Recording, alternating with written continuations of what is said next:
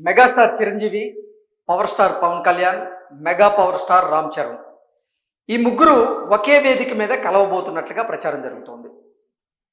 ఈ గనక నిజమే అయితే ఇది మెగాభిమానులకి పండగే.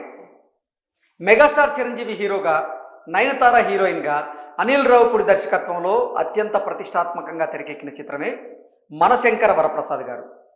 ఈసారి తెలుగు చిత్ర పరిశ్రమ నుంచి సంక్రాంతి బరిలో నిలిచినటువంటి 5 సినిమాల్లో మనశంకర వరప్రసాద్ గారి సినిమా బాక్సాఫీస్ వద్ద సత్తా చాటుతూ ఈ సంక్రాంతి బరిలో నిలిచి గెలిచి ప్రొడ్యూసర్లకైతే కాసుల వర్షం కురిపిస్తూ ఉంది. నిజంగా ప్రపంచవ్యాప్తంగా ఒక రీజనల్ సినిమాగా విడుదలైనటువంటి మనశంకర వరప్రసాద్ గారు విడుదలైన నాటి నుంచి పాజిటివ్ టాక్తో దూసుకు వెళ్తూ ఉంది.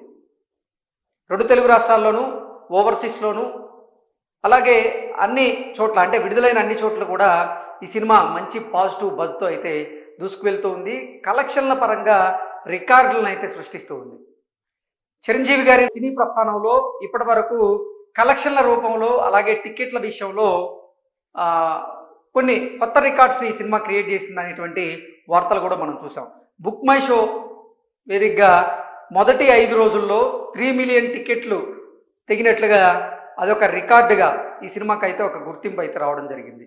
సో ఈ సినిమా బీభత్సమైనటువంటి విజయాన్ని నమోదు చేసినటువంటి నేపథ్యంలోనే సక్సెస్ మీట్ జరుపుకోబోతుందని, ఆ సక్సెస్ మీట్లో భాగంగా మెగాస్టార్ చిరంజీవి గారు, పవర్ స్టార్ పవన్ కళ్యాణ్ గారు, అలాగే mega power star Ram Charan ఈ ముగ్గురు ఒక వేదిక మీద కలిసేటువంటి అవకాశం ఉన్నట్లుగా ఒక వార్త ఇప్పుడు సామాజిక మాధ్యమాల్లో చక్కర్లు కొడుతుంది. ఆ వార్త సారాంశం ఏంటనేది ఒకసారి మనం పూర్తి స్థాయిలో విశ్లేషణ చేసుకునేటువంటి ప్రయత్నం చేద్దాం.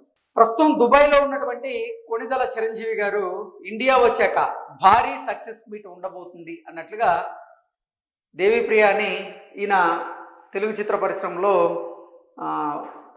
సినీ జర్నలిస్ట్గా అయితే ఆయన ప్రస్థానాన్ని మొదలుపెట్టారు. సో ఆయన పెట్టారు అంటే ఖచ్చితంగా జరిగేటువంటి అవకాశం ఉంది ఈ సక్సెస్ మీట్. కాకపోతే దాంట్లో ఆ సక్సెస్ మీట్లో భాగంగా megastar Chiranjeevi, power star Pawan Kalyan, Ram Charan ఈ ముగ్గురు ఒకే వేదిక మీద కలిసేటువంటి అవకాశం ఉందన్నట్లుగా తెలుస్తోంది. ప్రస్తుతం దుబాయ్లో ఉన్నారు చిరంజీవి గారు. ఎందుకంటే తన తదుపరి చిత్రానికి సంబంధించినటువంటి స్టోరీ విషయంలో అక్కడ డిస్కషన్స్ జరుగుతున్నట్లుగా తెలుస్తోంది.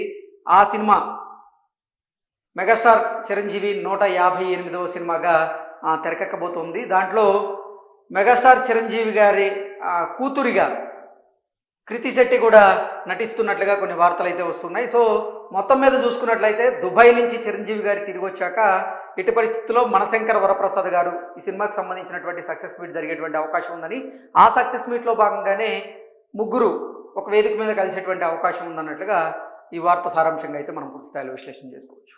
Thank you so much.